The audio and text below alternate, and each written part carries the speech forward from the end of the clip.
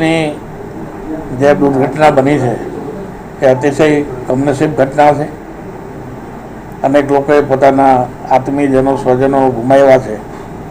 એના પ્રત્યે મારી દિલસોજી પાઠવું છું અને આવી દુર્ઘટના ફરીથી ન બને એના માટે સરકાર સતર્ક થઈ છે.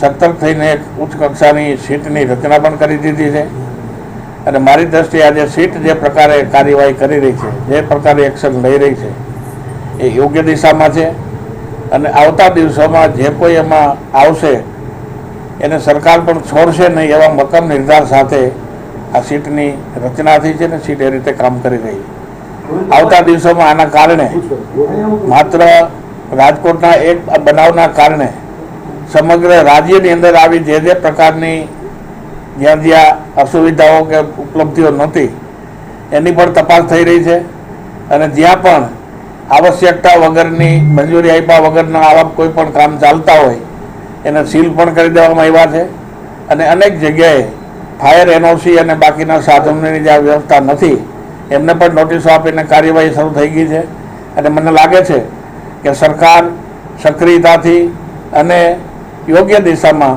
આગળ વધી રહી છે.